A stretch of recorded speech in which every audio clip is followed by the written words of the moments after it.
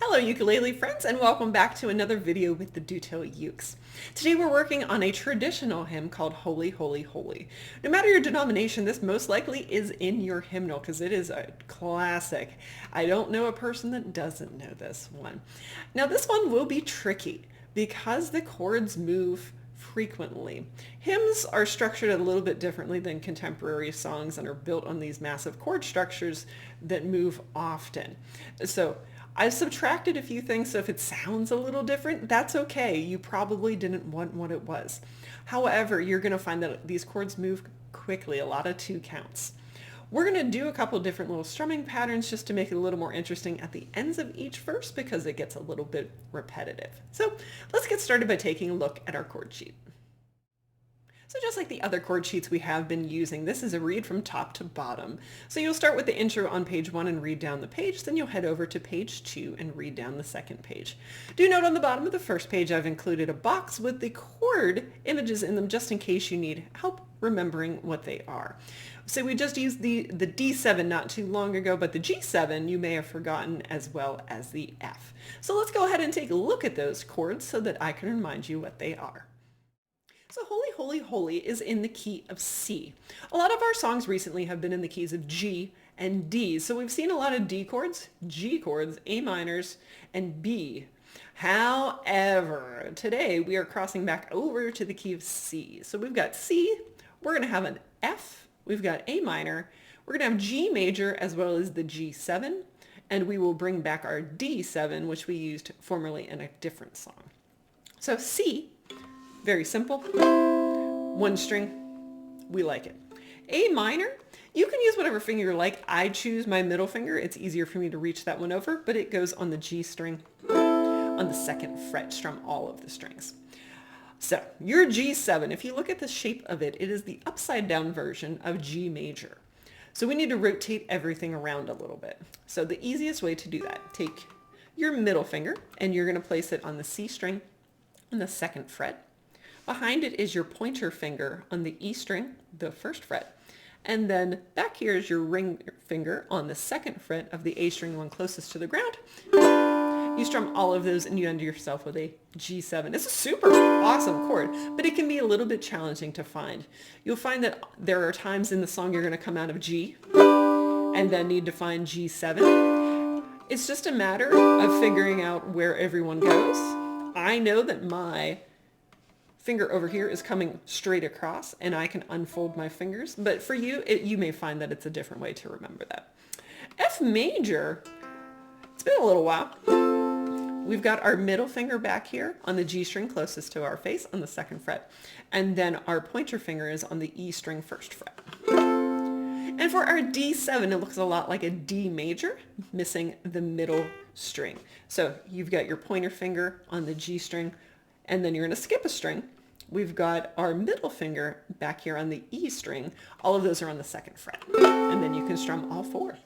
So those are the chords. You're going to want to practice them a lot because they move very quickly in this song. So let's go ahead and talk about our strumming patterns. Because these are quick moving chords, we can't be too creative with our strumming pattern. Plus, they're a little bit complicated to find and move between. So we're going to be just using the basic rhythm we've used for many of our songs, which is the quarter and then 2/8. So if you were playing the intro,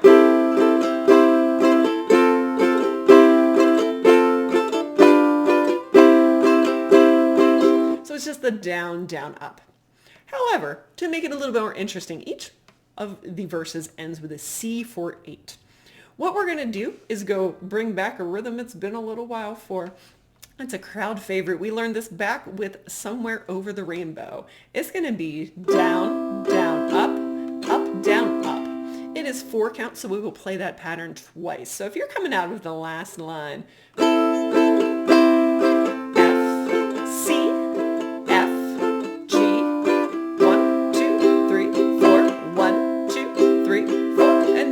into the next verse. It'll just break it up so that it doesn't sound so monotonous.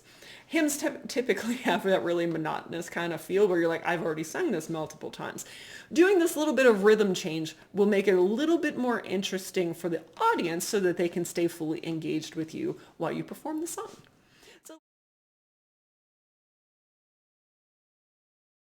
Now that we've reviewed the chord sheet, the chords, as well as the strumming pattern, it is time to do a run through.